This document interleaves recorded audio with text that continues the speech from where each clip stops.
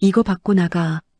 재벌 회장이 두툼한 보상금 봉투를 테이블에 던졌습니다. 하지만 허름한 국밥집 여사장은 그 돈다발을 펄펄 끓는 육수통 옆 쓰레기통에 던져버렸어요.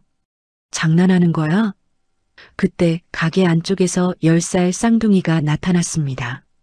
남자아이의 날카로운 눈매와 여자아이의 앙다문 입술.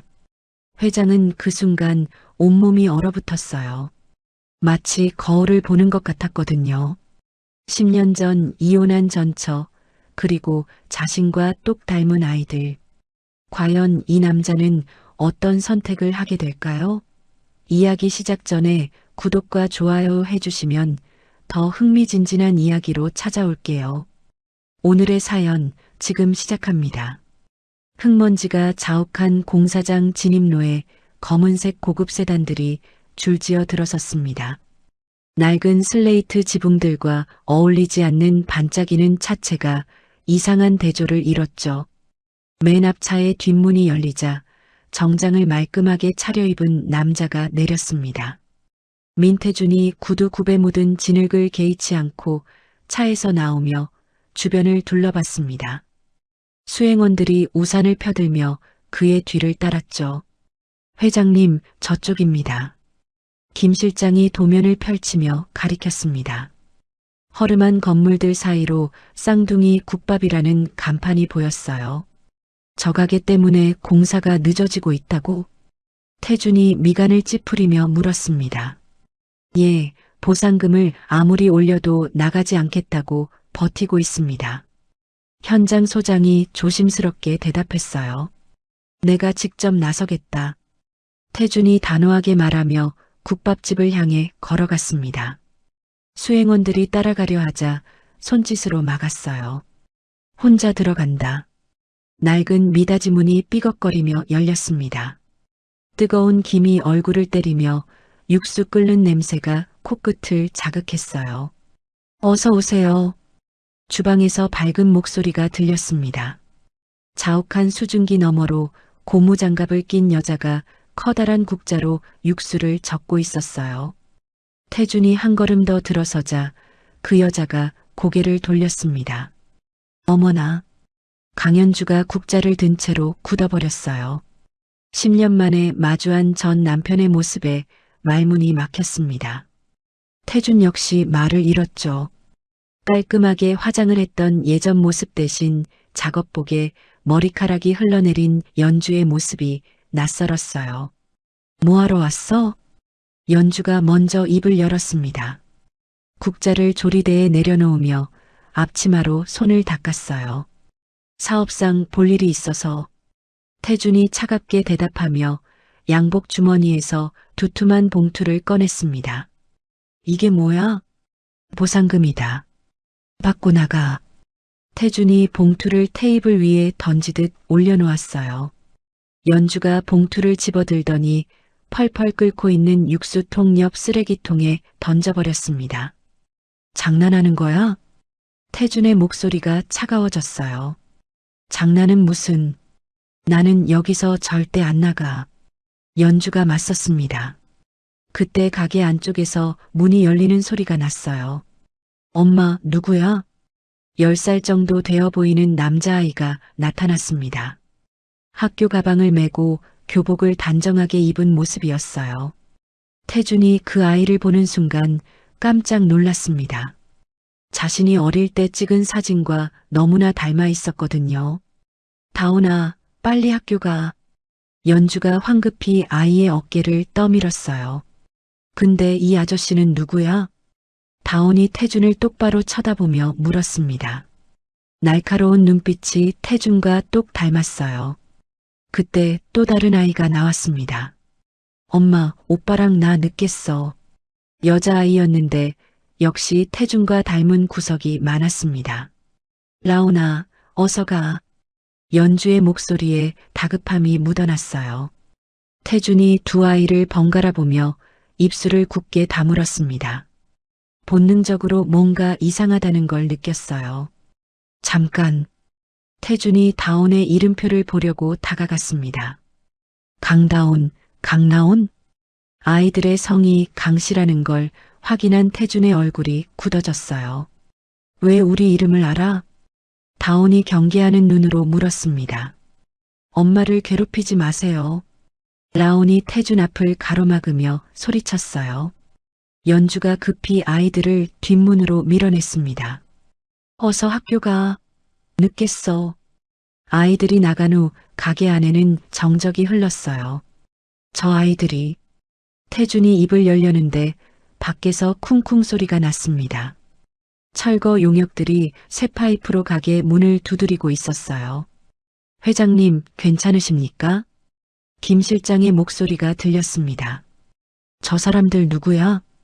연주가 겁먹은 표정으로 물었어요. 나와 함께 온 사람들이다. 태준이 대답했습니다. 그럼 당신이 우리를 쫓아내려는 거네? 연주의 목소리에 분노가 서렸어요. 사업이니까. 사업은 개뿔. 여기는 내 아이들이 자란 집이야. 연주가 소리치며 도마 위에 식칼을 집어들었습니다. 위험한 짓 하지 마. 태준이 한 걸음 뒤로 물러났어요. 위험한 건 당신이지. 무슨 권리로 남의 집을 빼앗으려 해? 연주가 식칼을 도마에 깊숙이 박으며 말했습니다. 태준이 연주의 손목을 붙잡으려 했어요. 저 아이들 아버지가 누구야? 상관없어. 연주가 손목을 뿌리치며 소리쳤습니다. 10년 전에 당신과 헤어졌을 때. 그만해. 연주가 태준의 말을 끊었어요. 밖에서 용역들의 목소리가 더 커졌습니다. 빨리 나오세요. 오늘 철거 들어갑니다. 아저씨들, 제발 그만해 주세요. 어디선가 아이들 목소리가 들렸어요. 학교에 가지 못하고 뒷문에서 숨어서 보고 있었던 거죠. 연주가 칼을 내려놓고 뒷문으로 뛰어갔습니다. 다온아, 라온아, 위험해. 태준도 따라 나갔어요. 용역들이 아이들을 둘러싸고 있는 모습을 봤습니다. 여기서 뭐 하는 거야? 태준이 용역 반장에게 소리쳤어요. 회장님 지시대로. 누가 아이들한테 겁주라고 했어? 태준의 목소리에 분노가 묻어났습니다.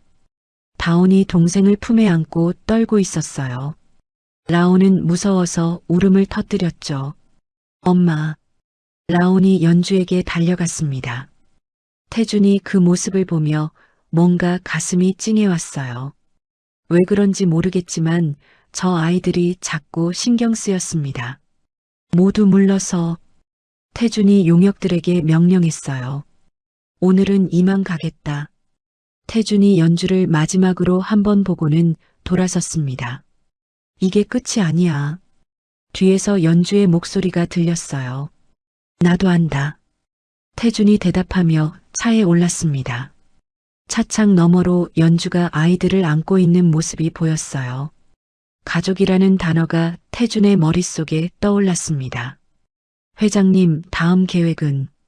김 실장이 조심스럽게 물었어요. 일단 회사로 가자. 태준이 창밖을 보며 중얼거렸습니다. 차가 떠나간 후 국밥집 앞에는 다시 정적이 흘렀어요. 연주가 아이들의 어깨를 감싸며 가게 안으로 들어갔습니다. 엄마, 저 아저씨 누구야? 다온이 물었어요. 그냥 나쁜 사람이야. 연주가 힘없이 대답했습니다.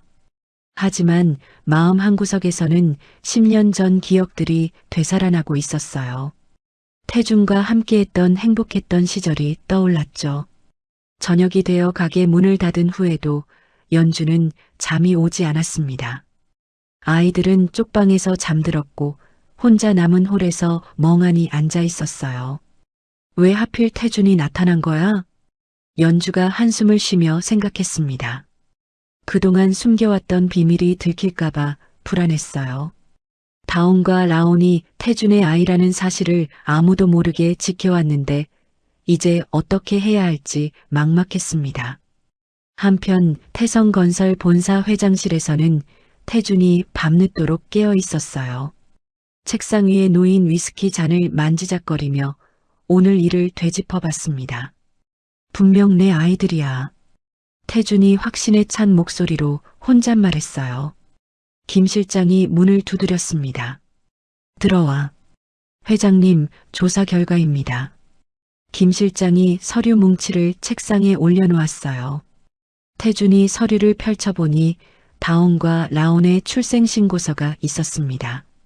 아버지라는 공란으로 되어 있었죠.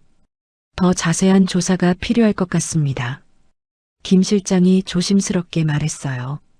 내일 개인 병원에 연락해. 검사를 받아야겠다. 태준이 결심을 굳히며 말했습니다. 깊은 밤이 지나고 새벽이 밝아왔어요. 재개발 구역에는 또 다른 하루가 시작되고 있었습니다.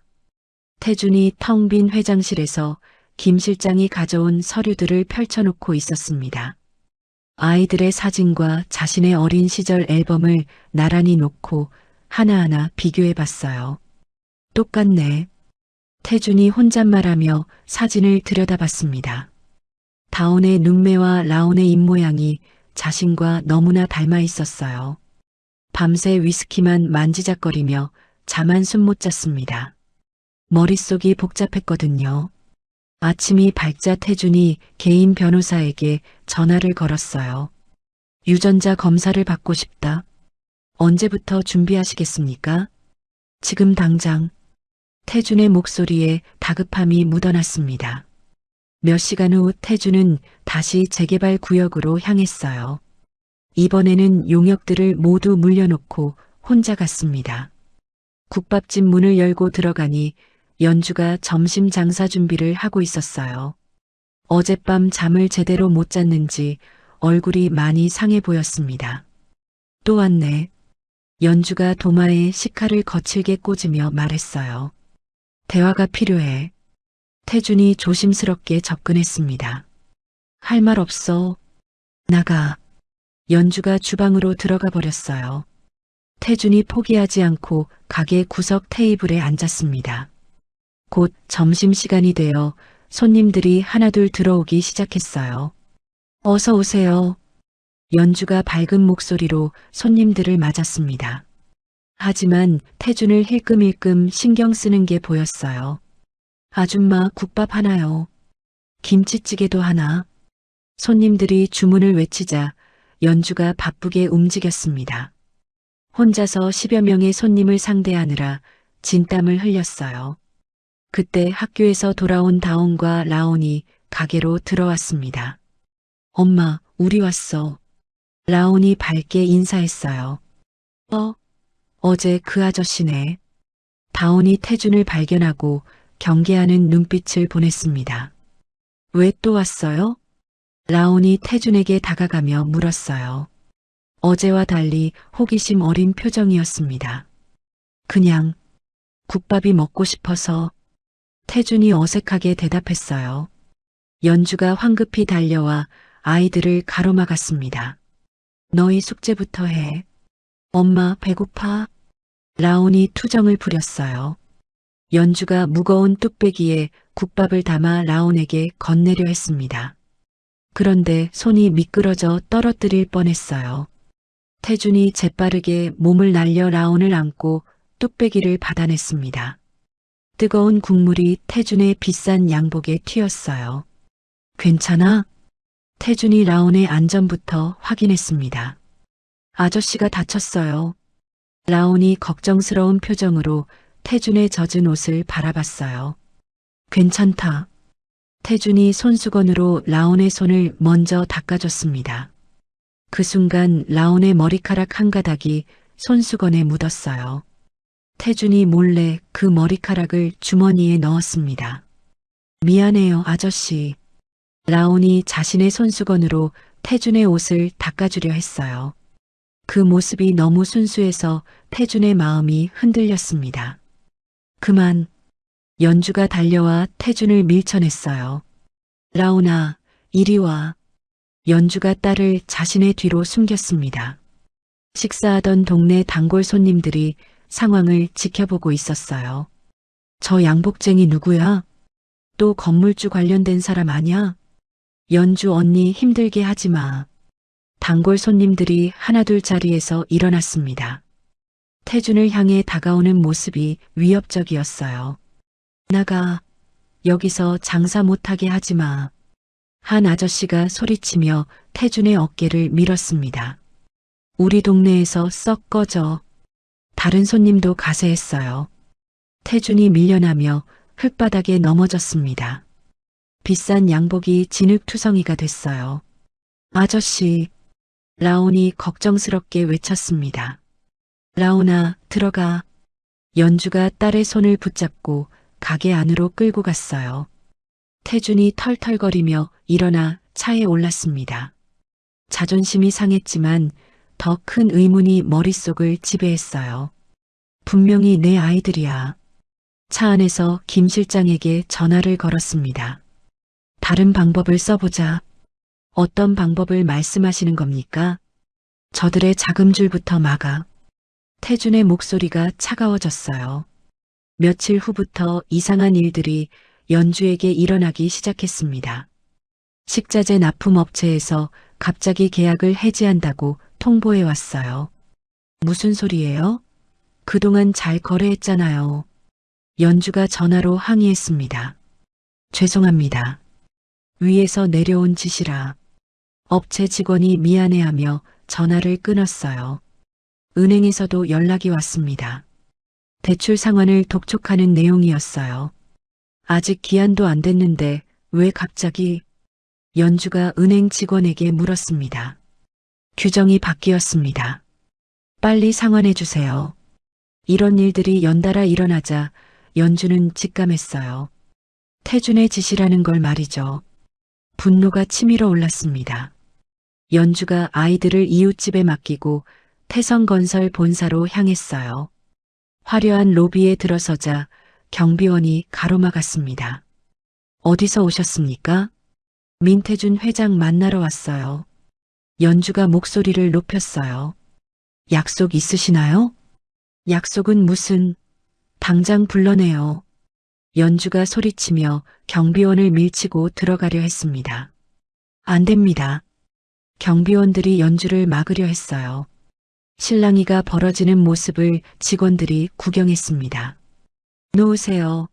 놓으라고. 연주가 발버둥치며 소리쳤어요. 태준이 사무실에서 CCTV를 통해 그 모습을 지켜보고 있었습니다.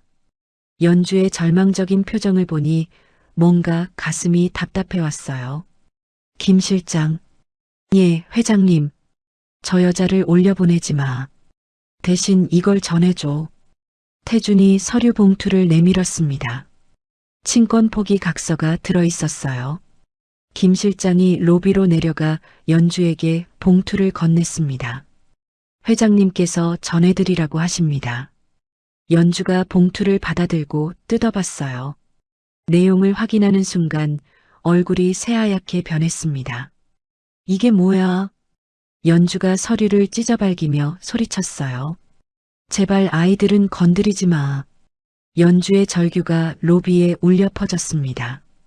구경하던 사람들이 수군거리기 시작했어요. 저 여자 누구야? 회장님이랑 무슨 일 있나 봐.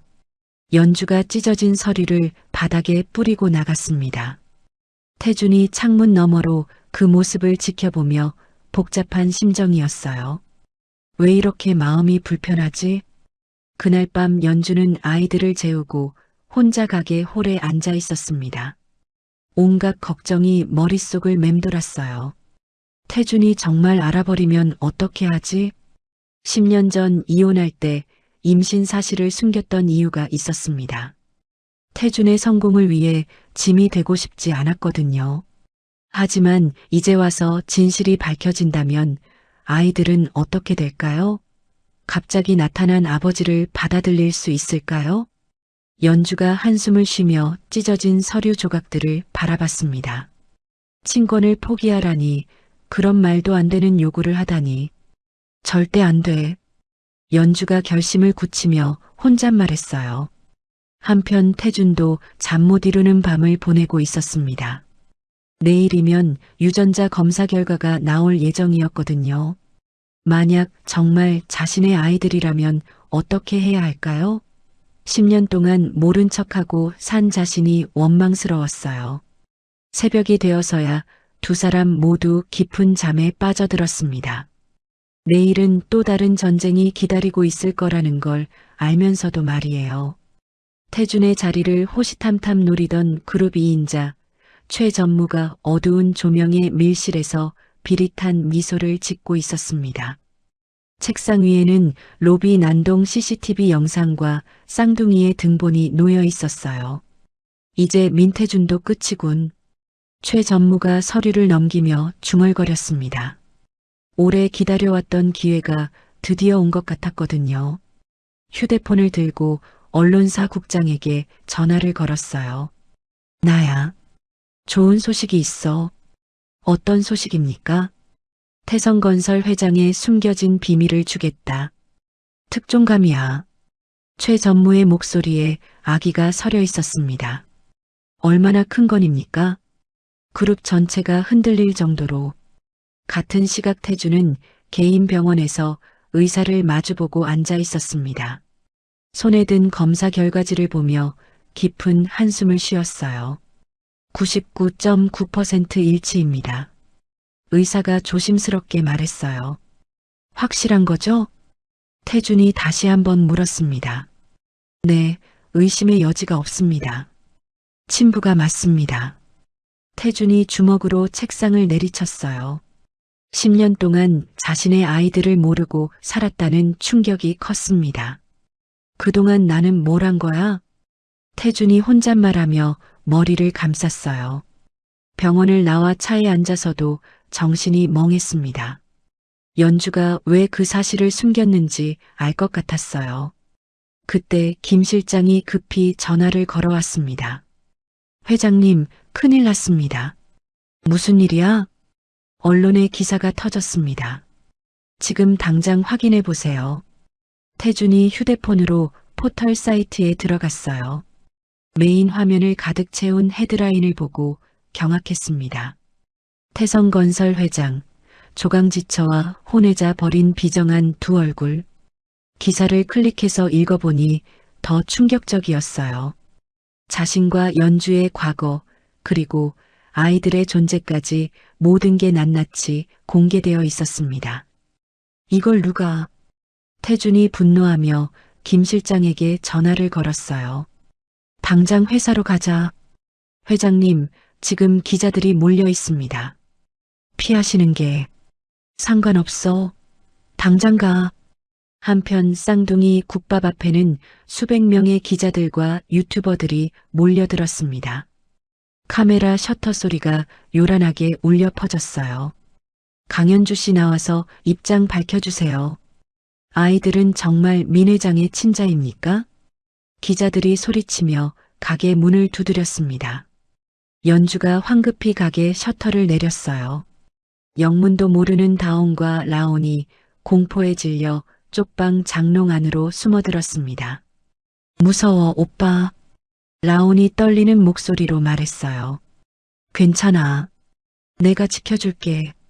다온이 동생의 귀를 막아주며 달래었습니다. 밖에서는 사이버 레카들이 더 자극적인 영상을 찍기 위해 셔터를 두드리고 창문을 깨려고 했어요. 문 열어. 국민이 알 권리가 있어. 아이들 아버지가 누군지 밝혀. 고함 소리가 점점 커졌습니다. 연주가 아이들이 있는 쪽방으로 뛰어갔어요. 괜찮아, 괜찮아. 연주가 떨고 있는 아이들을 품에 안았습니다. 그때 누군가가 돌을 던졌는지 유리창이 깨지는 소리가 났어요. 연주의 이마에 유리 파편이 날아와 상처가 생겼습니다. 엄마, 아이들이 소리쳤어요. 연주가 피를 흘리며 아이들을 더 꼭 안았습니다. 태성건설 본사 이사회실에서는 긴급회의가 열리고 있었어요. 태준이 도착했을 때는 이미 해임안이 상정된 상태였습니다. 회장님의 개인적인 스캔들이 회사 이미지에 치명타를 입혔습니다. 한 이사가 엄중한 목소리로 말했어요. 주가가 20%나 떨어졌습니다. 다른 이사도 거들었어요. 잠깐만 내 말을 들어보자. 태준이 의사봉을 두드리며 말했습니다. 더 이상 들을 말이 있습니까? 회장으로서의 품격을 스스로 버리셨잖습니까? 최 전무가 차갑게 말했어요. 마치 이 순간을 기다려왔다는 듯한 표정이었습니다. 당신이 한 짓이군. 태준이 최 전무를 노려봤어요. 무슨 말씀이신지 모르겠습니다. 최 전무가 시치미를 뗐어요. 태준이 의사봉을 책상에 내던지고 일어섰습니다. 더 중요한 일이 있다. 어디 가시는 겁니까? 내 가족을 지키러. 태준이 문을 박차고 나갔어요. 이사회실에는 정적이 흘렀습니다. 최 전무만이 만족스러운 미소를 지었어요. 태준이 회사를 나와 국밥집으로 향하는 동안 도로는 이미 마비 상태였습니다. 구경꾼들과 기자들로 인해 차가 움직일 수 없었어요. 이런, 태준이 차를 버리고 뛰기 시작했습니다. 정장을 입고 뛰는 모습이 이상했지만 신경 쓸 겨를이 없었어요. 숨을 헐떡이며 국밥집 골목에 도착했을 때는 더 아수라장이었습니다. 최 전무가 미리 심어둔 용역들이 시위대로 위장해서 폭력 사태를 부추기고 있었거든요. 민태준 나와. 책임져. 가짜 시위대들이 쇠파이프를 들고 소리쳤어요. 태준이 그들 사이를 헤치고 가게 뒷문으로 갔을 때 끔찍한 광경을 봤습니다. 연주가 이마에서 피를 흘리며 쓰러져 있는 거예요. 연주야. 태준이 달려가 연주를 일으켰어요. 왜 왔어? 연주가 힘없이 물었습니다. 미안해. 내가 늦었어. 태준의 목소리에 죄책감이 묻어났어요. 그때 가짜 시위대 중 한 명이 쇠파이프를 들고 태준에게 달려들었습니다. 태준이 맨손으로 그를 제압했어요. 누가 시켰어? 몰라. 용역이 발뺌했지만 태준은 이미 누구 짓인지 알고 있었습니다. 밖에서 민태준 회장이 안에 있다. 는 고함이 들렸어요. 플래시가 폭발하듯 터졌습니다. 태준이 급히 가게 문을 잠그고 셔터를 내렸어요. 외부와 완전히 차단된 가게 안에서 네 식구만 남게 되었습니다. 아저씨, 라온이 태준을 보고 달려왔어요. 무서웠던 탓인지 태준의 품에 안겼습니다. 괜찮아. 이제 안전해. 태준이 라온을 달래며 말했어요. 다온이 조심스럽게 다가왔습니다. 아저씨가 우리를 지켜주는 거예요? 그래. 태준이 단호하게 대답했어요. 연주가 상처난 이마를 손으로 누르며 태준을 바라봤습니다. 10년 만에 이렇게 가까이서 보는 태준의 모습이 낯설면서도 그리웠어요. 왜 이렇게 된 거야? 연주가 힘없이 물었어요. 누군가가 우리를 이용한 거야. 내가 다 해결할게. 태준이 연주의 손을 잡으며 말했습니다. 밖에서는 여전히 기자들과 구경꾼들의 소란이 계속되고 있었어요. 하지만 가게 안은 이상하게 평화로웠습니다. 태준이 구급상자를 찾아 연주의 상처를 소독해줬어요. 조심스럽게 반창고를 붙이는 모습을 아이들이 지켜봤습니다. 아픈데 참아. 응. 연주가 고개를 끄덕였어요. 10년 전에도 태준이 이렇게 자신을 돌봐줬던 기억이 났습니다. 그때는 정말 행복했었는데 어쩌다 이렇게 됐을까요? 엄마, 이 아저씨 우리 아빠예요? 라온이 갑자기 물었어요. 연주와 태준이 동시에 굳어버렸습니다. 아이가 너무 예리한 질문을 한 거예요. 왜 그런 생각을 하는데? 연주가 당황하며 물었어요. 아저씨가 우리랑 닮았거든. 그리고 우리를 지켜주잖아. 라온이 순수한 목소리로 대답했습니다. 태준이 라온을 쳐다보며 가슴이 벅차올랐어요. 자신의 딸이 이렇게 영리하다니 자랑스러웠습니다. 라온아. 태준이 입을 열려는데 연주가 말을 끊었어요. 그냥 도와주시는 분이야. 연주가 서둘러 대답했습니다. 하지만 다온과 라온의 눈빛에서는 이미 진실을 눈치챈 듯한 기색이 보였어요. 아이들은 어른들이 생각하는 것보다 훨씬 영리했거든요. 밤이 깊어가면서 밖의 소란도 조금씩 잦아들었습니다. 하지만 아직 많은 기자들이 진을 치고 있는 상황이었어요. 태준이 휴대폰으로 김 실장에게 연락을 취했습니다. 최 전무 뒷조사부터 시작해. 증거를 찾아야 해. 알겠습니다. 태준이 전화를 끊고 창밖을 바라봤어요. 이제 진짜 싸움이 시작될 것 같았습니다. 밤이 깊어지면서 국밥집 밖의 소란이 조금씩 잦아들었습니다. 하지만 여전히 기자들이 진을 치고 있어서 밖으로 나갈 수는 없는 상황이었어요. 가게 안에는 어색한 정적이 흘렀습니다. 태준이 연주의 상처 치료를 마치고 구급상자를 정리했어요. 반창고가 붙은 연주의 이마를 보니 가슴이 아팠습니다. 자신 때문에 이런 일이 벌어졌다는 죄책감이 들었거든요. 배고프지 않아? 연주가 아이들에게 조심스럽게 물었어요. 배고파. 라온이 솔직하게 대답했습니다. 아침부터 아무것도 먹지 못했거든요. 나도 좀 배고파. 다온도 배를 만지며 말했어요. 태준의 배에서도 꼬르륵 소리가 났습니다. 평생 이런 상황을 겪어본 적이 없었거든요.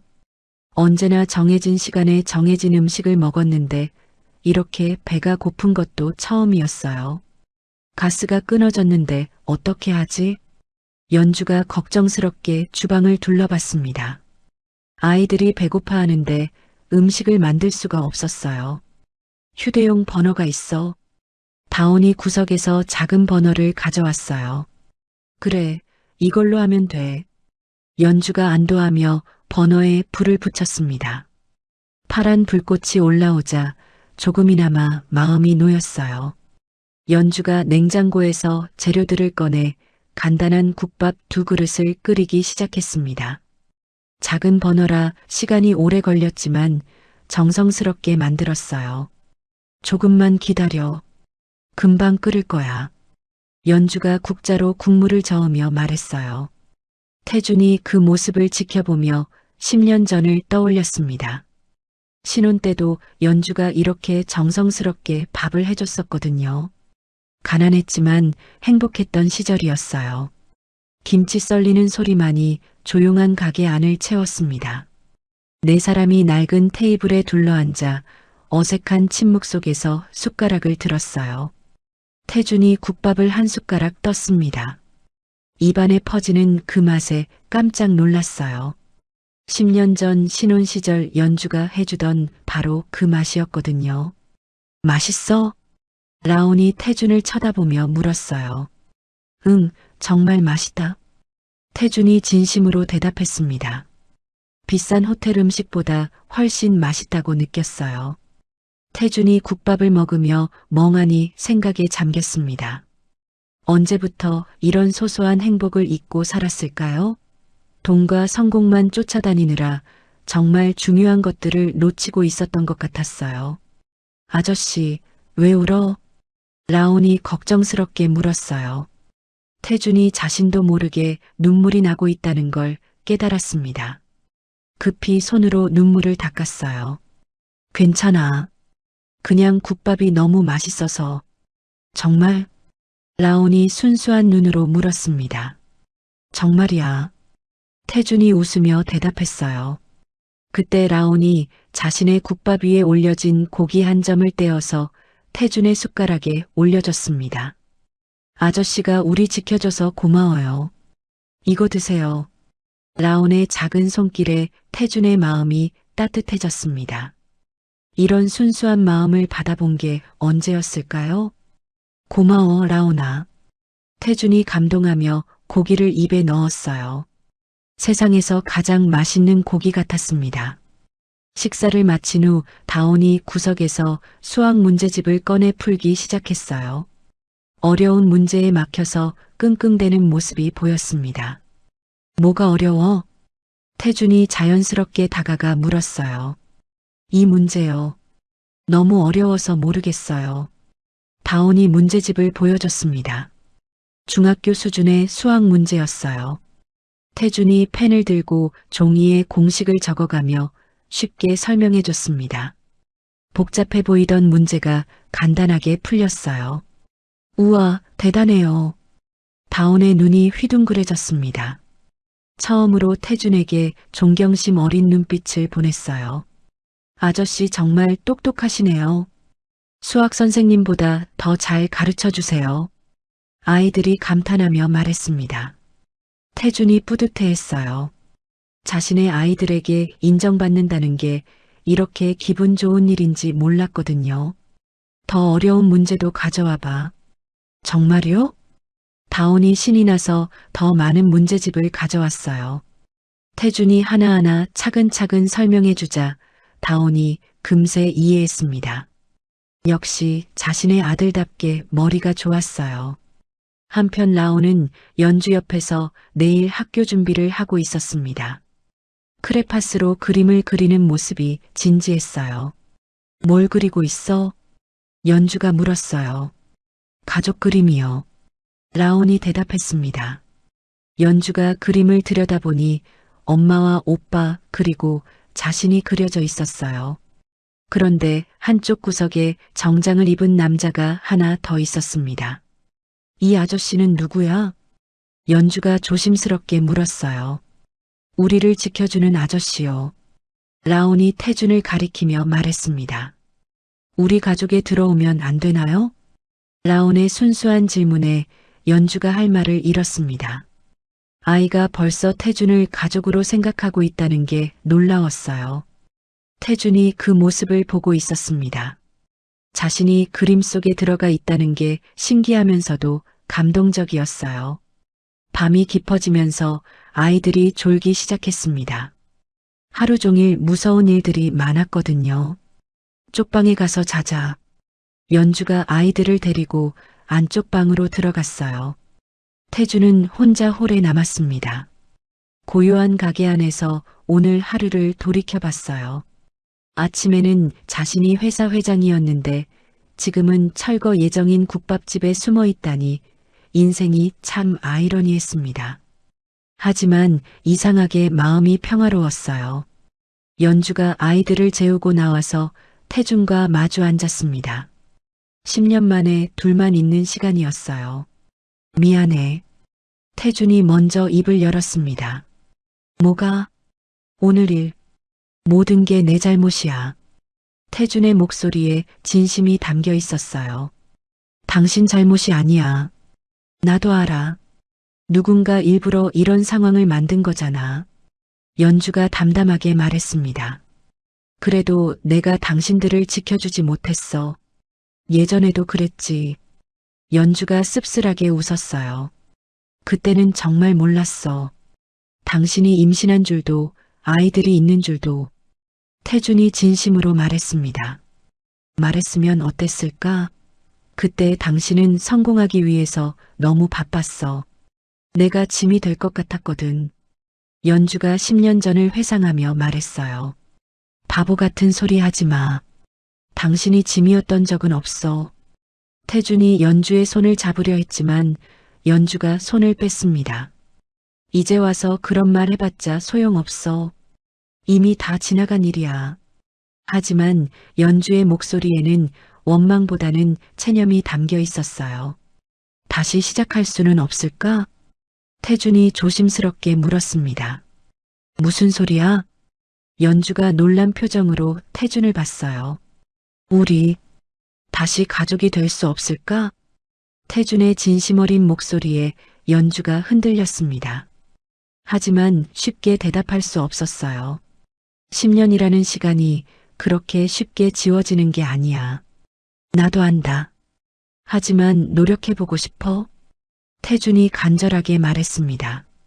연주가 잠시 말없이 태준을 바라봤어요. 10년 전에 그 태준이 맞는지 확신이 서지 않았습니다. 우선 이 상황부터 해결하자. 연주가 현실적으로 말했어요. 그래, 내가 모든 걸 해결할게. 태준이 결심에 찬 목소리로 대답했습니다. 태준이 휴대폰을 꺼내 김 실장에게 문자를 보냈어요. 최 전무의 뒤를 캐라는 내용이었습니다. 이제부터 진짜 반격이 시작될 것 같았어요. 새벽이 되어서야 둘 다 잠이 들었습니다. 내일은 또 어떤 일이 벌어질지 알 수 없었지만 적어도 혼자가 아니라는 게 다행이었어요. 아침 햇살이 깨진 창틈으로 들어오면서 새로운 하루가 시작됐습니다. 태준이 일어나서 보니 연주가 이미 깨어서 주방을 정리하고 있었어요. 일찍 일어났네. 습관이야. 연주가 대답했습니다. 태준이 넥타이를 풀고 셔츠 소매를 걷어붙였어요. 오늘 장사 나도 도울게. 뭐? 연주가 믿을 수 없다는 표정으로 태준을 봤어요. 진심이야. 가족이라면 함께 일해야지. 태준의 진심 어린 말에 연주가 잠시 할 말을 잃었습니다. 정말로 태준이 변한 것 같았어요. 아침 햇살이 깨진 창틈으로 들어오자 태준이 일어나 셔츠 소매를 걷어붙였습니다. 평생 이런 차림으로 일해본 적이 없었지만 이상하게 마음이 설렜어요. 연주가 놀란 표정으로 태준을 바라봤습니다.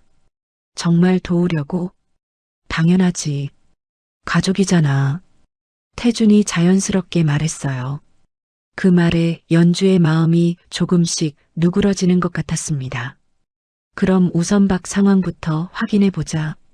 태준이 조심스럽게 셔터를 조금 올려 밖을 내다봤어요. 어젯밤보다는 기자들이 많이 줄어 있었지만 여전히 몇 명이 진을 치고 있었습니다. 아직도 있네. 연주가 걱정스럽게 말했어요. 괜찮아. 내가 나가서 정리할게. 태준이 가게 문을 열고 밖으로 나갔습니다. 남아있던 기자들이 재빨리 카메라를 들이댔어요. 회장님, 어젯밤 여기서 뭐 하신 겁니까? 아이들과 어떤 관계입니까? 질문들이 쏟아졌지만 태준은 침착하게 대답했습니다. 여러분, 우선 제 말부터 들어주세요. 태준이 차분한 목소리로 말했어요. 저는 오늘부터 이곳에서 제 가족과 함께 생활할 겁니다. 이곳은 제가 지키고 싶은 소중한 공간입니다. 기자들이 웅성거리기 시작했어요. 예상과 다른 태준의 반응에 당황한 것 같았습니다. 그럼 아이들이 정말 회장님의... 네, 제 아이들이 맞습니다. 태준이 당당하게 인정했어요. 10년 전 제가 몰랐던 사실이지만 이제는 아버지로서 책임지겠습니다. 태준의 솔직한 고백에 기자들의 분위기가 달라졌어요. 예상했던 변명이나 회피가 아닌 정직한 대답이었거든요. 한편 김 실장이 급히 도착해서 태준에게 서류 뭉치를 건넸습니다. 회장님, 최 전무 관련 자료입니다. 태준이 서류를 훑어보니 최 전무의 비리 증거들이 가득했어요. 횡령, 배임, 언론 조작까지 온갖 불법 행위들이 적혀 있었습니다. 이걸 언론에 공개하자. 지금 바로요?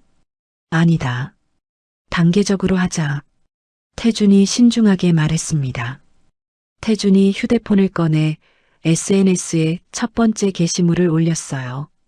자신과 연주의 과거 결혼 사실과 이혼 경위를 솔직하게 공개한 내용이었습니다.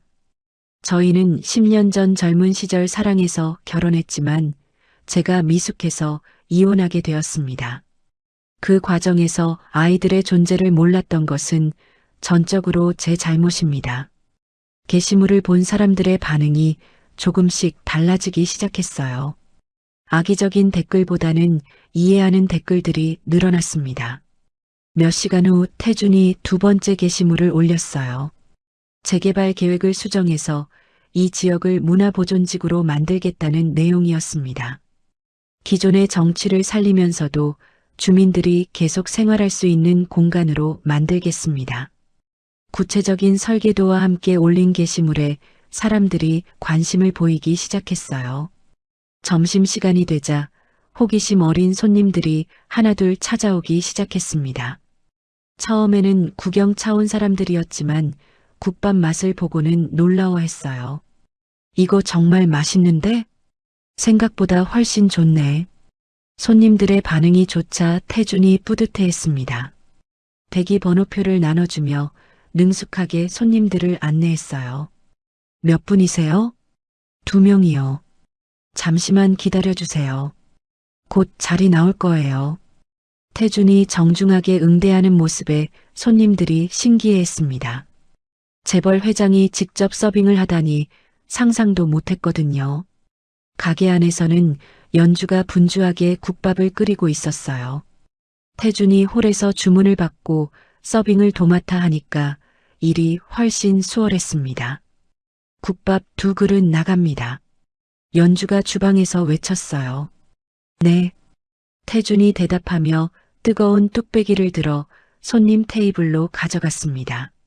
조심하세요. 뜨거워요. 태준의 세심한 배려에 손님들이 감동했어요. 정말 회장님이 맞나요? 네, 맞습니다. 와, 정말 신기하다. 손님들이 휴대폰으로 사진을 찍으려 하자 태준이 정중하게 말했습니다. 죄송하지만 아이들 때문에 사진은 자제해 주시면 감사하겠습니다. 아, 네. 알겠습니다. 손님들이 이해한다는 표정으로 고개를 끄덕였어요. 학교에서 돌아온 다온과 라온이 가게로 들어왔습니다. 손님이 많네. 라온이 신기해하며 말했어요. 아저씨가 도와주니까 장사가 잘 되는 것 같아. 다온이 똑똑하게 상황을 파악했습니다. 우리도 도울까요? 라온이 앞치마를 가져오며 물었어요. 아니야, 너희는 숙제나 해. 연주가 말했지만 아이들은 이미 일을 시작했어요. 라온이 물컵을 나르고 다온이 빈 그릇을 치우는 모습이 능숙했습니다. 어려서부터 엄마 일을 도와왔던 것 같았어요. 우리 아이들 정말 기특하네. 한 손님이 감탄하며 말했어요. 네, 자랑스러운 아이들입니다. 태준이 뿌듯하게 대답했습니다. 자신의 아이들을 남들 앞에서 자랑하는 게 이렇게 기분 좋은 일인지 몰랐어요.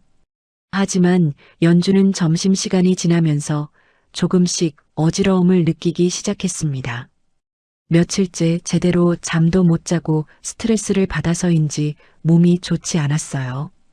화장실에 가서 몰래 진통제를 꺼내 먹었습니다. 가족들에게 걱정 끼치고 싶지 않아서 참고 있었거든요. 조금만 더 버티자. 연주가 마음속으로 다짐했습니다. 오후에 유명한 음식 평론가가 우연히 가게를 방문했어요. 처음에는 호기심 차왔지만 국밥을 먹어보고는 깜짝 놀랐습니다.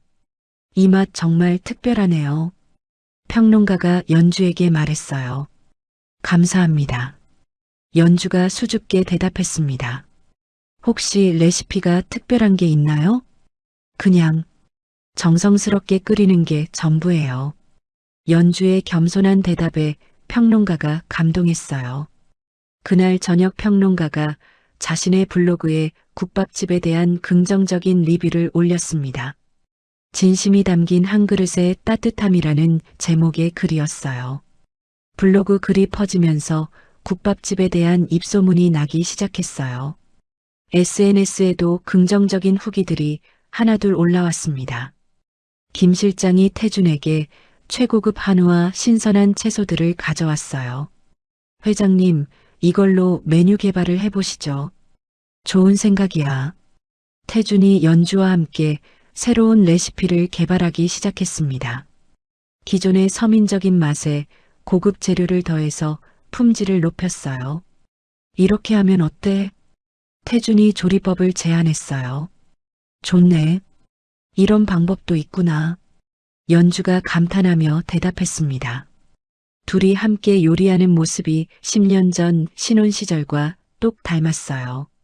자연스럽게 호흡을 맞춰가는 것을 보니 역시 부부였던 사람들이라는 생각이 들었습니다. 저녁 뉴스 시간이 되자 TV에서 태준 관련 보도가 나왔어요. 이번에는 최전무의 음모론 대신 태준의 인간적인 모습을 조명하는 내용이었습니다. 태성건설 민태준 회장이 직접 국밥집에서 서빙을 하며 가족과 함께하는 모습이 화제가 되고 있습니다. 기자가 밝은 목소리로 전했어요. 시민들은 그의 솔직하고 진정성 있는 모습에 호감을 표하고 있습니다. 여론이 서서히 반전되고 있는 게 느껴졌어요. 영업이 끝난 저녁, 네 식구가 가게 평상에 앉아 수박을 나눠 먹었습니다. 오랜만에 평화로운 시간이었어요. 오늘 정말 바빴네. 연주가 피곤한 표정으로 말했어요. 고생 많았어. 태준이 연주의 어깨를 가볍게 주물러줬습니다. 아저씨, 내일도 도와줄 거예요? 라온이 기대 어린 눈으로 물었어요. 당연하지. 태준이 웃으며 대답했습니다. 정말이요? 정말이야. 아빠가 약속할게. 태준이 처음으로 스스로를 아빠라고 불렀어요. 아이들의 얼굴에 환한 미소가 번졌습니다. 와, 드디어 아빠가 생겼다. 라온이 기뻐하며 손뼉을 쳤어요. 엄마, 이제 우리 진짜 가족이에요? 다온이 연주에게 물었어요. 연주가 잠시 망설이다가 고개를 끄덕였습니다. 그래, 우리 이제 진짜 가족이야. 연주의 대답에 아이들이 환호성을 질렀어요. 태준도 가슴이 벅차올랐습니다.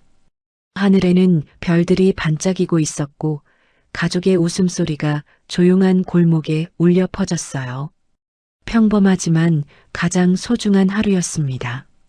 태준이 연주의 손을 조심스럽게 잡았어요. 연주가 이번에는 손을 빼지 않았습니다. 다시는 당신과 아이들을 혼자 두지 않을게. 태준이 진심을 담아 말했어요. 믿어도 될까? 연주가 조심스럽게 물었어요.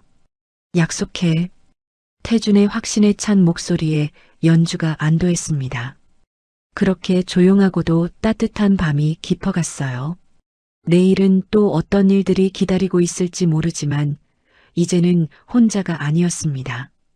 가족이라는 든든한 버팀목이 생긴 거죠. 성공적인 장사가 며칠째 계속되면서 쌍둥이 국밥은 동네 맛집으로 입소문이 나기 시작했습니다. 손님들이 하루 종일 끊이지 않아서 연주는 새벽부터 밤늦게까지 주방에서 일해야 했어요. 24시간 꺼지지 않는 육수솥 앞에서 쉴 새 없이 일하느라 얼굴이 점점 창백해졌습니다. 엄마, 좀 쉬세요. 다온이 걱정스럽게 말했지만 연주는 괜찮다며 웃어넘겼어요. 괜찮아. 손님들이 많이 와주시니까 고마운 일이지. 하지만 연주의 몸은 이미 한계를 넘어서고 있었습니다. 며칠 전부터 새벽마다 화장실에서 속쓰림과 소화불량으로 고생하고 있었거든요. 가족들에게 걱정 끼치고 싶지 않아서 몰래 제산제와 진통제를 복용했어요. 또 아픈가? 연주가 화장실 거울을 보며 혼잣말했습니다. 얼굴이 누렇게 뜨고 눈 밑에 다크서클이 짙어져 있었어요. 태준이 연주의 달라진 모습을 눈치채기 시작했습니다. 식사량이 현저히 줄어든 것도 그렇고 자주 화장실에 가는 것도 이상했어요. 연주야, 요즘 많이 안 먹는 것 같은데 괜찮아? 응, 바쁘니까 그런 거야. 걱정하지 마. 연주가 애써 밝게 대답했지만 태주는 뭔가 이상하다고 느꼈어요. 점심시간이 되자 평소보다 더 많은 손님들이 몰려들었습니다. 유명 음식 블로거가 다시 방문해서 라이브 방송을 한다고 했거든요. 안녕하세요. 오늘은 화제의 그 국밥집에 왔습니다. 블로거가 휴대폰으로 실시간 방송을 시작했어요. 와, 사람이 정말 많네요. 실시간 댓글들이 빠르게 올라왔습니다. 연주가 주방에서 국밥을 끓이느라 정신없이 움직였어요. 하지만 갑자기 눈앞이 핑 도는 현기증을 느꼈습니다. 연주가 조리대를 잡고 몸을 지탱했어요. 어지러움이 심해서 잠시 서 있기도 힘들었습니다. 괜찮아. 조금만 참자. 연주가 마음속으로 다짐하며 억지로 버텼어요. 하지만 곧이어 극심한 복통이 밀려왔습니다. 마치 속을 칼로 찌르는 것 같은 아픔이었어요. 아! 연주가 고통스러워하며 배를 움켜잡았습니다. 손에 힘이 풀려서 국자가 바닥으로 떨어졌어요. 쨍그랑하는 소리에 홀에 있던 태준이 깜짝 놀라 주방으로 뛰어들어갔습니다. 연주야. 태준이 연주를 발견했을 때는 이미 늦었어요.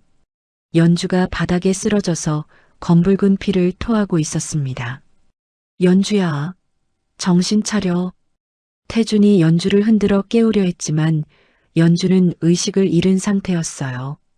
큰일 났어요. 라온이 울음을 터뜨리며 소리쳤습니다.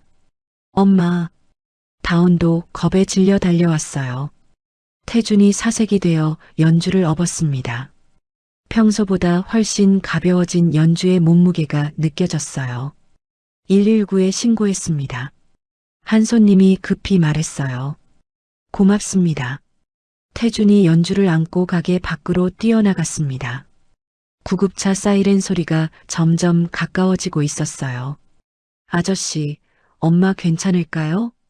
라온이 눈물을 흘리며 물었어요. 괜찮아. 엄마는 강한 사람이야. 태준이 아이들을 달래며 말했지만 자신도 불안했어요. 구급차가 도착해서 연주를 응급실로 이송했습니다. 태준과 아이들도 함께 병원으로 향했어요. 응급실 복도에서 태준은 피 묻은 셔츠 차림으로 의사를 기다렸습니다. 김 실장에게 전화를 걸어 국내 최고의 의료진을 당장 소집하라고 지시했어요. 김 실장, 돈은 얼마가 들어도 상관없어. 최고의 치료를 받게 해줘. 알겠습니다, 회장님. 몇 시간 후 담당 의사가 무거운 표정으로 나왔습니다. 태준과 아이들이 긴장한 채로 의사를 바라봤어요. 환자분과 어떤 관계이십니까? 남편입니다. 태준이 즉석에서 대답했어요. 법적으로는 이혼한 사이지만 마음속으로는 여전히 남편이라고 생각했거든요. 정밀 검사 결과가 나왔습니다. 의사가 엑스레이 사진을 보여주며 설명했어요. 환자분이 위암2기 진단을 받으셨습니다. 위암이요? 태준이 믿을 수 없다는 표정으로 물었어요. 네, 오랜 기간 방치되어서 상당히 진행된 상태입니다. 즉시 수술이 필요합니다. 의사의 설명에 태준이 머리가 하얘졌어요. 치료하면 나을 수 있나요?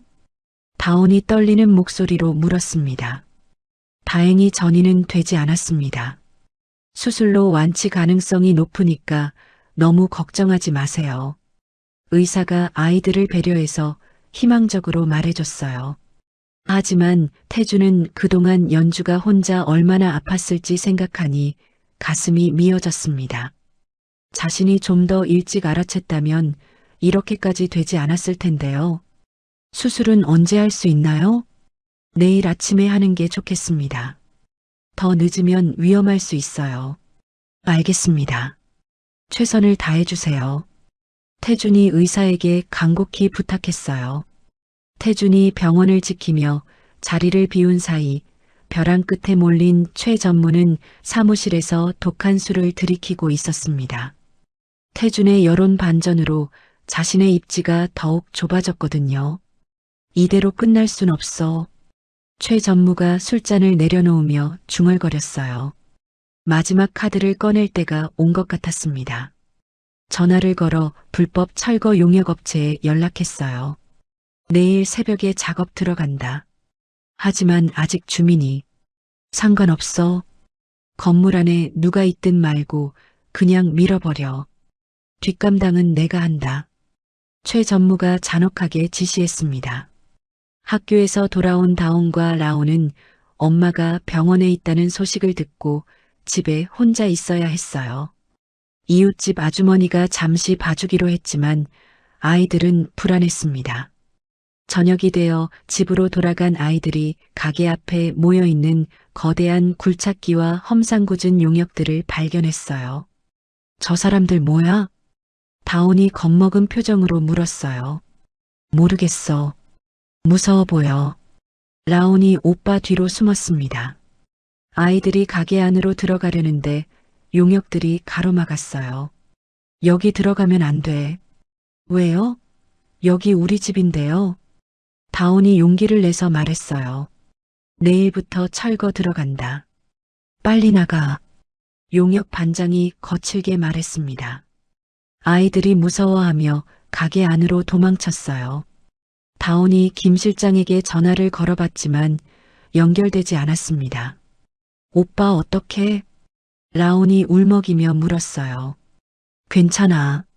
내가 지켜줄게. 다온이 동생을 달래며 가게 문을 테이블과 의자로 막아 바리케이드를 쳤습니다. 밖에서는 굴착기가 위협적인 소리를 내며 움직이기 시작했어요. 용역들도 쇠파이프로 셔터를 두드리며 위협했습니다. 빨리 나와. 내일 아침에 다 밀어버린다. 고함 소리가 점점 커졌습니다. 아이들이 서로를 꼭 끌어안고 떨고 있을 때 다온이 태준에게 음성 메시지를 남겼어요. 아저씨, 무서운 사람들이 와서 우리 집을 부수려고 해요. 빨리 와주세요. 라온도 울면서 말했어요. 아빠, 우리 무서워요. 빨리 와주세요. 하지만 태주는 병원에서 연주의 수술 준비로 정신없는 상황이었어요. 휴대폰을 확인할 겨를도 없었습니다. 굴착기의 거대한 삽이 위협적으로 가게 지붕을 향해 움직이기 시작했어요. 용역들은 더욱 거세게 문을 두드리며 소리쳤습니다. 마지막 경고다. 안 나오면 강제로 끌어낸다. 아이들이 더욱 단단히 문을 막고 있었지만 언제까지 버틸 수 있을지 알 수 없었어요. 밤이 깊어갈수록 상황은 더욱 절망적이 되어갔습니다. 한편 병원에서는 연주가 마취에 들어가기 직전이었어요. 태준이 연주의 손을 잡고 있었습니다. 걱정하지 마. 수술 잘 될 거야. 아이들, 잘 부탁해. 연주가 마지막으로 중얼거렸어요. 당연하지. 아이들과 가게는 내가 목숨 걸고 지킬게. 태준이 약속하며 연주의 이마에 키스했습니다. 연주가 마취에 빠져들면서 수술실 문이 닫혔어요. 그때야 태준이 휴대폰을 확인하고 아이들의 다급한 음성 메시지를 들었습니다. 이런, 태준이 병원 복도를 미친 듯이 달려 주차장으로 향했어요. 차에 시동을 걸며 엑셀러레이터를 끝까지 밟았습니다. 하지만 이미 상황은 심각해진 후였어요. 경찰조차 매수되어 출동하지 않는 고립무원의 상황이었습니다. 굴착기가 가게 벽면을 부수기 시작하고 아이들은 서로를 끌어안고 비명을 지르고 있었어요. 굴착기가 가게 전면 유리창을 박살내며 진입하려는 바로 그 순간 태준의 차가 굉음을 내며 공사장 펜스를 뚫고 날아들어왔습니다. 검은색 세단이 속도를 줄이지 않고 굴착기와 가게 사이의 좁은 틈으로 돌진해서 충돌했어요. 차량 앞부분이 완전히 찌그러지고 에어백이 터지면서 자욱한 연기가 피어올랐습니다. 아빠, 라온이 안에서 소리쳤어요. 다온이 동생을 더 꼭 안고 있었습니다. 반파된 차문을 발로 차고 나온 태주는 이마에서 피를 흘리고 있었어요. 양복이 찢어지고 얼굴에 상처가 났지만 아이들 생각밖에 나지 않았습니다. 누구야? 용역 반장이 쇠파이프를 들고 태준에게 다가왔어요. 태준이 떨리는 손으로 스마트폰을 꺼냈습니다. 유튜브 라이브 방송 앱을 켜고 카메라 렌즈를 용역들에게 향했어요. 지금 여러분이 보고 계신 것은 불법 철거 현장입니다. 태준이 카메라를 향해 말했습니다. 실시간 접속자 수가 빠르게 증가하기 시작했어요. 저 안에는 10살 아이들이 있습니다. 이들이 지금 무고한 아이들을 위협하고 있어요. 태준의 목소리가 떨렸지만 또렷하게 전달됐습니다. 회장님, 그만하세요. 용역 반장이 당황하며 말했어요. 최 전무가 보낸 거죠? 증거가 다 있어요. 태준이 휴대폰 화면에 녹음 파일을 보여줬습니다. 최 전무가 불법 철거를 지시한 통화 내용이었어요. 실시간 댓글창에 분노한 시민들의 댓글이 폭발적으로 올라왔습니다. 이건 범죄다. 아이들한테 무슨 짓이야. 경찰 신고했어요. 댓글 수가 수천 개를 넘어가면서 상황이 완전히 바뀌었어요. 자, 여러분. 제가 지금부터 이 모든 진실을 공개하겠습니다. 태준이 카메라를 향해 차분히 말했어요. 저는 태성건설 회장 민태준입니다. 그리고 이 아이들은 제 친자입니다. 시청자들이 더욱 집중하기 시작했어요. 누군가 저와 제 가족을 이용해서 회사를 차지하려고 하고 있습니다. 하지만 저는 더 이상 참지 않겠어요. 태준이 결연한 표정으로 말했습니다. 제가 가진 모든 지분을 사회에 환원해서라도 이런 악한 세력들을 심판하겠습니다. 라이브 방송 시청자가 10만 명을 돌파했어요. 각종 뉴스 채널에서도 실시간으로 상황을 중계하기 시작했습니다. 용역 반장이 당황해서 최 전무에게 전화를 걸었어요. 전무님, 큰일 났습니다. 라이브 방송으로 다 나가고 있어요. 뭐라고? 전화 너머로 최 전무의 다급한 목소리가 들렸어요. 당장 철수해. 모든 걸 부인하고 철수하라고.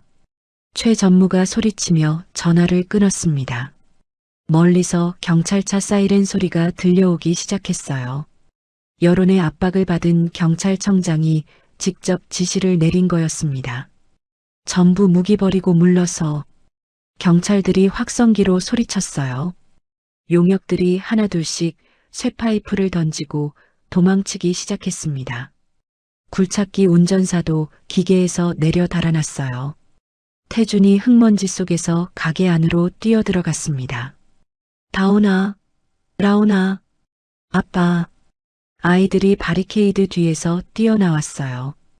태준이 두 아이를 동시에 끌어안았습니다. 무서웠지? 이제 괜찮아. 아빠가 왔어. 태준이 처음으로 자신을 아빠라고 당당히 말했어요. 그동안 참았던 감정이 터져나오며 눈물을 흘렸습니다. 정말 무서웠어요. 라온이 태준의 품에서 울었어요. 다시는 이런 일 없을 거야. 아빠가 약속해. 태준이 아이들을 더욱 꼭 안았습니다. 경찰이 현장을 정리하고 용역들을 체포하기 시작했어요. 태준이 아이들과 함께 다시 병원으로 향했습니다. 엄마는 어때요? 다온이 차 안에서 물었어요. 수술 중이야. 곧 끝날 거야. 태준이 아이들을 달래며 말했습니다. 병원에 도착해서 수술실 앞 복도로 갔어요.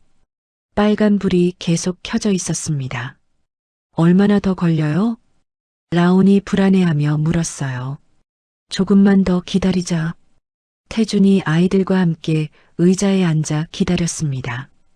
6시간이 넘는 긴 기다림이었어요.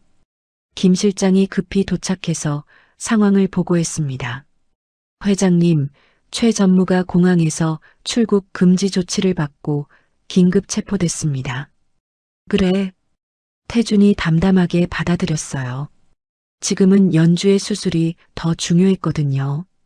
또한 라이브 방송 덕분에 여론이 완전히 바뀌었습니다. 회장님에 대한 지지가 80%를 넘어섰어요. 고마워. 태준이 간단히 대답했습니다. 지친 아이들이 병원 의자에서 쪽잠에 빠졌어요.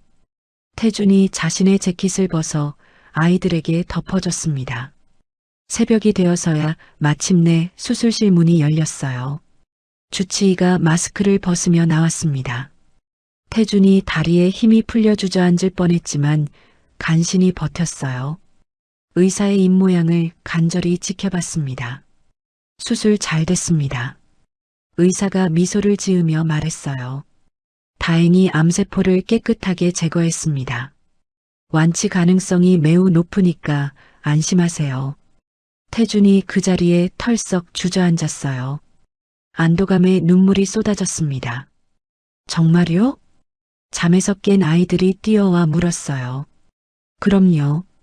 환자분 정말 강하시네요. 회복도 빠를 것 같습니다. 의사가 아이들에게 친근하게 말해줬어요. 와, 아이들이 기쁨에 겨워 서로를 끌어안았습니다. 태준도 아이들과 함께 안았어요. 고생 많으셨습니다, 선생님. 태준이 의사에게 깊이 고개를 숙였습니다. 환자분이 워낙 의지가 강하셔서 가능했어요. 가족분들 사랑도 큰 힘이 됐을 겁니다. 의사의 말에 태준이 더욱 감동했어요. 며칠 후 연주가 일반 병실로 옮겨졌습니다. 의식을 되찾은 연주가 눈을 뜨자 태준과 아이들이 병상 주위에 모여 있었어요. 깨어났구나. 태준이 연주의 손을 잡으며 말했어요. 얼마나 잤어? 연주가 힘없는 목소리로 물었어요. 사흘 정도. 가게는? 걱정하지 마. 다 정리됐어. 태준이 안심시켰습니다. 병실 TV에서는 태성건설의 새로운 윤리 경영 선포식 뉴스가 나오고 있었어요. 태준이 회장직을 유지하면서도 투명한 경영을 약속하는 내용이었습니다. 엄마 많이 아팠어? 라온이 걱정스럽게 물었어요. 이제 안 아파. 괜찮아졌어. 연주가 딸의 머리를 쓰다듬었습니다. 정말 다행이에요. 다운도 안도하며 말했어요. 앞으로는 몸 관리 잘하자. 태준이 연주에게 당부했어요. 응, 이제는 혼자가 아니니까. 연주가 태준을 바라보며 미소 지었습니다. 그래, 이제는 가족이니까. 태준도 웃으며 대답했어요. 창밖으로 따스한 햇살이 들어왔습니다. 긴 터널을 지나 드디어 빛을 본 것 같았어요. 이제 정말로 새로운 시작이었습니다. 병상에서도 연주의 얼굴에는 오랜만에 평화로운 미소가 번졌어요. 우리 이제 진짜 행복하게 살 수 있을까? 연주가 조심스럽게 물었어요. 당연하지. 아무도 우리를 떼어놓을 수 없어. 태준이 확신에 찬 목소리로 대답했습니다. 아이들이 부모님 사이에서 환하게 웃고 있었어요. 드디어 완전한 가족이 된 것 같았습니다. 1년 후 삭막했던 재개발 4구역은 완전히 새로운 모습으로 탈바꿈했습니다. 기존의 꼬불꼬불한 골목길을 그대로 살리면서도 현대적인 편의 시설과 문화 공간을 조화롭게 배치한 뉴트로 문화거리가 탄생했어요. 주말이면 관광객들과 젊은이들로 북적이는 서울의 새로운 명소가 되었습니다. 그 거리의 중심에 자리 잡은 랜드마크가 바로 새로 단장한 쌍둥이 국밥이었어요. 3층짜리 깔끔한 한옥 스타일로 리모델링된 건물은 전통과 현대가 어우러진 아름다운 모습이었습니다. 1층은 국밥집, 2층은 전통 찻집, 3층은 문화체험 공간으로 꾸며졌어요. 오픈 시간 30분 전부터 벌써 긴 줄이 늘어서 있었습니다. 전국에서 찾아온 맛집 탐방객들과 단골 손님들이 섞여 있었어요. 오늘도 줄이 길네. 한 손님이 감탄하며 말했습니다. 그래도 기다릴 만한 값어치가 있잖아요. 다른 손님이 대답했어요. 가게 안에서는 태성건설 회장직을 전문 경영인에게 넘기고 명예회장으로 물러난 태준이 개량 한복 유니폼을 입고 분주하게 움직이고 있었습니다. 최고급 정장 대신 편안한 작업복을 입은 모습이 훨씬 자연스러워 보였어요. 김치찌개 2그릇, 국밥 3그릇 주문 들어왔습니다. 태준이 주방을 향해 큰 소리로 외쳤습니다. 네, 알겠습니다. 주방에서 건강을 완전히 회복한 연주가 밝은 목소리로 대답했어요. 정기 검진에서도 이상 소견이 전혀 없었고 얼굴에는 혈색과 생기가 돌았습니다. 카운터에서는 예약 전화를 받느라 바쁜 연주의 모습이 보였어요. 네, 쌍둥이 국밥입니다. 예약 문의시군요. 죄송하지만 다음 주까지 예약이 꽉 차 있어서요. 네, 대기 명단에 올려드릴게요. 연주가 친근하게 응대하는 모습에 손님들이 따뜻함을 느꼈어요. 2층에서는 중학생이 된 다온과 라온이 학교 친구들과 함께 숙제를 하고 있었습니다. 너희 아빠 정말 대단하다. 친구 중 한 명이 감탄하며 말했어요. 우리 엄마도 대단해. 이 국밥 레시피 다 엄마가 만든 거거든. 라온이 자랑스럽게 말했습니다. 와, 진짜? 그럼 너희 집안이 다 대단한 거네. 맞아. 우리 가족 최고야. 다온도 뿌듯하게 말했어요. 친구들이 2층에서 국밥 파티를 하자고 제안하자 아이들이 신나게 동의했습니다. 가게 한쪽 벽면에는 태준이 받았던 각종 기업가 상패들과 함께 특별한 액자가 걸려 있었어요. 자랑스러운 우리 아빠 민태준, 우리 엄마 강현주라고 삐뚤빼뚤한 글씨로 쓴 쌍둥이의 편지였습니다. 그 옆에는 가족 사진들도 나란히 걸려 있었어요. 병원에서 찍은 사진, 가게 리모델링 때 찍은 사진, 가족여행 사진들이 벽면을 가득 채웠습니다. 점심 영업이 시작되자 태준이 입구에 서서 손님들을 맞았어요. 어서 오십시오. 쌍둥이 국밥입니다. 태준의 우렁찬 목소리가 거리까지 울려 퍼졌습니다. 회장님, 오늘도 바쁘시네요. 단골 손님이 반갑게 인사했어요. 이제는 그냥 태준이라고 불러주세요. 국밥집 사장입니다. 태준이 웃으며 농담을 주고받았습니다. 이때 태준의 휴대폰이 울렸어요. 현 태성건설 CEO에게서 온 자문 요청 전화였습니다. 회장님, 중요한 프로젝트 건으로 조언을 구하고 싶은데요. 미안하지만 지금은 국밥 육수가 더 중요해. 태준이 웃으며 전화를 끊었습니다. 예전 같았으면 상상도 못할 일이었지만 이제는 우선순위가 바뀌었어요. 회사보다 가족이 먼저였습니다. 주방에서는 연주가 정성스럽게 육수를 끓이고 있었어요. 새벽 4시부터 시작해서 하루 종일 끓인 진한 육수였습니다. 여보, 손님 많이 왔네. 연주가 홀을 내다보며 말했어요. 응, 다행이야. 모두 우리 가족 덕분이지. 태준이 뚝배기에 국밥을 담으며 대답했습니다. 이렇게 행복할 줄 몰랐어. 연주가 진심으로 말했어요. 나도 마찬가지야. 이런 게 진짜 성공인 것 같아. 태준이 연주의 어깨에 손을 올리며 말했습니다. 점심시간이 끝나갈 무렵 특별한 손님이 찾아왔어요. TV에서만 봤던 교도소 취재 기자였습니다. 혹시 인터뷰 가능할까요? 최 전무 관련해서요. 기자가 조심스럽게 물었어요. 별로 할 말 없어요. 그분도 나름대로 힘든 시간을 보내고 계실 테니까. 태준이 담담하게 대답했습니다. 복수하고 싶은 마음은 없으신가요? 복수보다는 용서가 더 편해요. 원망하면 제가 더 힘들거든요. 태준의 성숙한 답변에 기자가 감명받은 표정을 지었어요. 한편 교도소 면회실에서는 최 전무가 TV를 통해 국밥집의 성공 소식을 보고 있었습니다. 화면 속 태준 가족의 행복한 모습을 바라보며 복잡한 심정이었어요. 내가 정말 바보 같은 짓을 했구나. 최 전무가 씁쓸하게 중얼거렸습니다. 권력과 돈에 눈이 멀어 정말 소중한 것들을 놓쳤다는 걸 이제야 깨달았어요. 영업이 끝나고 브레이크 타임이 되자 가족 사진을 전문으로 찍는 사진사가 방문했습니다. 리모델링 1주년 기념으로 가족 사진을 찍어드리고 싶어요. 정말요? 고맙습니다. 연주가 기뻐하며 말했어요. 네 식구가 가게 옥상 정원으로 올라갔습니다.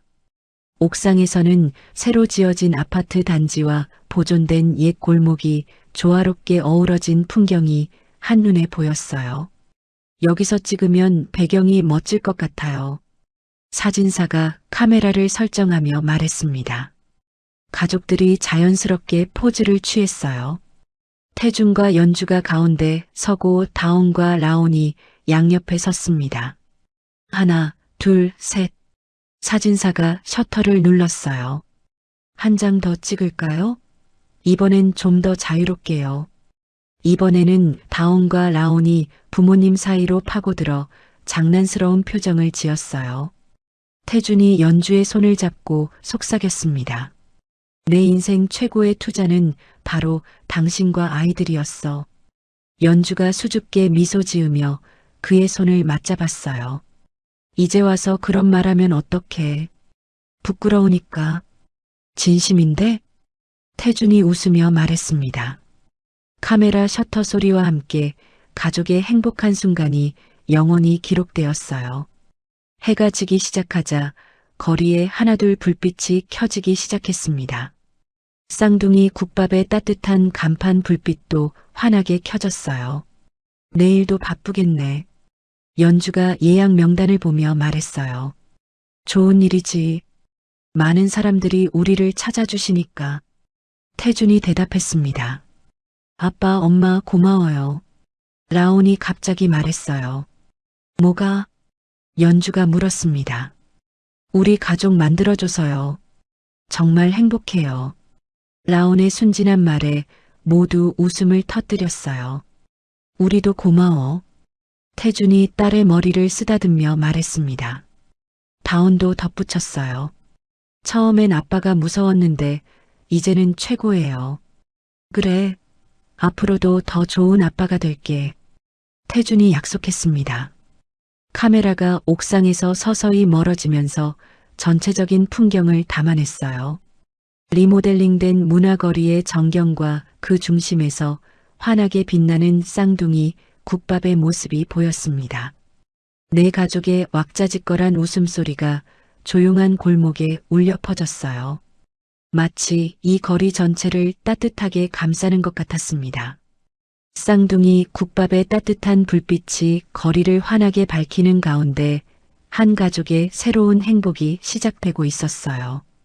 돈이나 권력보다 훨씬 값진 것을 찾은 태준과 연주, 그리고 완전한 가족을 갖게 된 다온과 라온. 더 이상 숨길 것도 잃을 것도 없는 이들의 진솔한 일상이 계속될 것 같았습니다. 화면이 서서히 암전되면서 따뜻한 여운을 남기며 이야기가 마무리되었어요.